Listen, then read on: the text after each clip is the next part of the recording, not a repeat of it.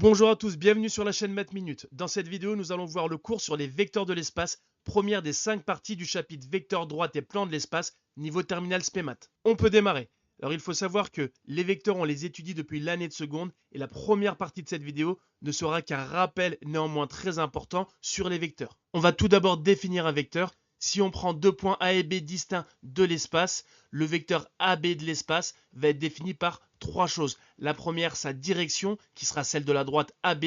La deuxième, son sens, celui de A vers B. Et enfin, la troisième, sa norme, notée entre les doubles barres, qui correspond à la longueur AB. Alors une petite remarque, si les points A et B sont confondus, ou en d'autres termes, si on prend le vecteur AA, on l'appellera vecteur nul, sa norme sera égale à 0, il n'aura pas de direction et il n'aura pas de sens. On va pouvoir donner une deuxième définition en lien avec les vecteurs. La translation de vecteur AB, c'est la transformation qui à tout point C associe le point D, tel que le vecteur CD est égal au vecteur AB. C'est-à-dire que si je veux tracer l'image du point C par la translation de vecteur AB, il me suffit de tracer le vecteur AB à partir du point C. Le point d'arrivée, je peux l'appeler D, et je remarque que le vecteur CD est bien égal au vecteur AB. Alors on peut passer aux propriétés avec un élément principal à retenir.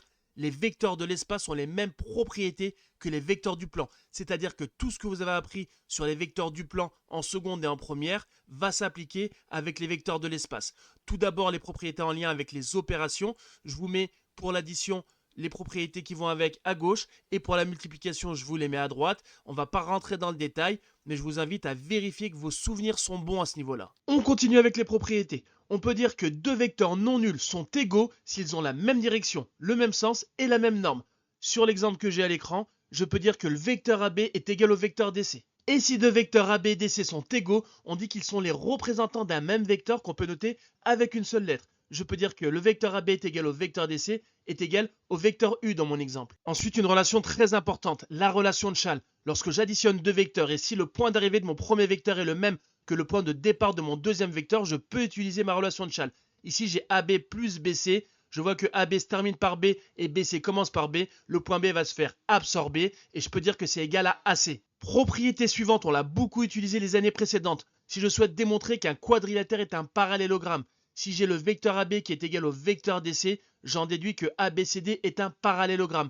Et réciproquement, si je sais que ABCD est un parallélogramme, je peux en déduire que le vecteur AB est égal au vecteur DC. Ensuite, on parle collinéarité et ça aussi, ça va être important. Pour montrer que deux vecteurs U et V sont collinéaires, alors collinéaires, ça veut dire qu'ils ont la même direction, il suffit de montrer qu'il existe une relation entre les deux du type vecteur U égale K fois vecteur V, avec K un réel. Si je prends mon petit exemple où j'ai tracé le vecteur U et le vecteur V, je vois qu'ils ont la même direction, je peux en déduire déjà qu'ils sont collinéaires. Alors je vais pouvoir l'écrire, la relation U égale KV. Je vois que le vecteur U va être égal à 2 fois le vecteur V. Je peux en déduire, grâce à cette relation, qu'ils sont collinéaires. On retiendra donc bien que deux vecteurs collinéaires ont la même direction, et petite précision, le vecteur nul est collinéaire à tous les vecteurs. On peut enchaîner sur une notion nouvelle, la notion de combinaison linéaire. Si on prend trois vecteurs de l'espace U, V et T, je peux dire que le vecteur W est une combinaison linéaire des vecteurs U, V et T si et seulement si il existe trois réels A, B et C tels que le vecteur W est égal à A fois le vecteur U plus B fois le vecteur V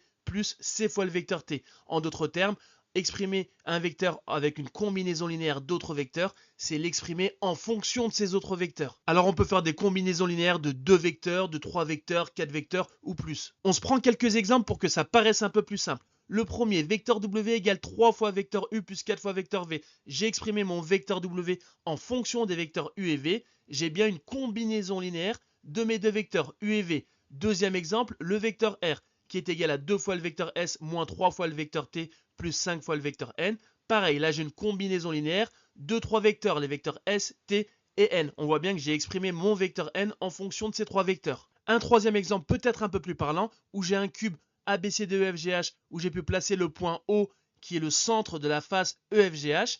Si je veux écrire le vecteur OD comme combinaison linéaire des vecteurs OE, EA et AD, que je trace en vert à l'écran, je peux dire que OD c'est égal à OE plus EA plus AD. Là, j'ai une combinaison linéaire des trois vecteurs OE, EA et AD. Je vous invite à aller voir mes deux vidéos où je traite deux exercices classiques en lien avec les combinaisons linéaires. On arrive sur la dernière partie, les vecteurs coplanaires. Alors des vecteurs coplanaires, ce sont des vecteurs qui appartiennent à un même plan. On pourrait être un peu plus précis lorsqu'on va traiter la partie sur les plans, mais en attendant, on va donner une définition et un exemple d'application. Pour la définition, on va prendre trois vecteurs de l'espace U, V, W, de telle sorte à ce que V et W ne soient pas collinéaires. On va pouvoir dire que ces trois vecteurs U, V, W sont coplanaires s'il existe deux réels A et B, tels que vecteur U égale A fois vecteur V plus B fois vecteur W. En d'autres termes, on pourra dire que ces trois vecteurs sont coplanaires si le vecteur U, je peux l'exprimer avec une combinaison linéaire des deux autres vecteurs. Un petit exemple pour que ça soit plus clair. On va considérer le pavé droit ABCD IJKL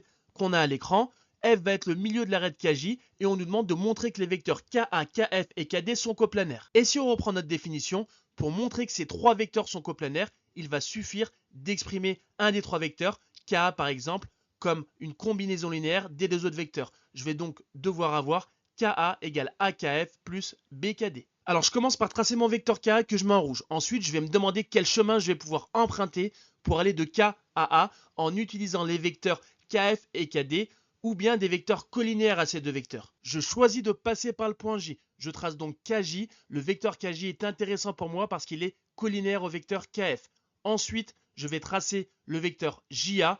Pareil, c'est intéressant parce qu'il est collinaire au vecteur KD. J'ai donc pour l'instant le vecteur KA qui est égal au vecteur KJ plus le vecteur JA. Ensuite, on va essayer d'obtenir nos vecteurs KF et KD à partir de ce qu'on a. D'abord le vecteur KJ. Donc on voit que le vecteur KJ, c'est deux fois le vecteur KF parce que F, c'est le milieu de l'arête KJ. Je vais donc pouvoir remplacer KJ par 2KF. Ensuite, je m'attaque au vecteur JA. Alors pour le vecteur JA, je vais tout simplement considérer mon pavé droit et remarquer que les faces BAIJ et CDLK sont parallèles et j'ai donc le droit de dire que le vecteur JA est égal au vecteur KD. Je vais donc remplacer JA par KD. Et là, je suis plutôt content. J'ai réussi à exprimer mon vecteur KA en fonction des vecteurs KF et KD.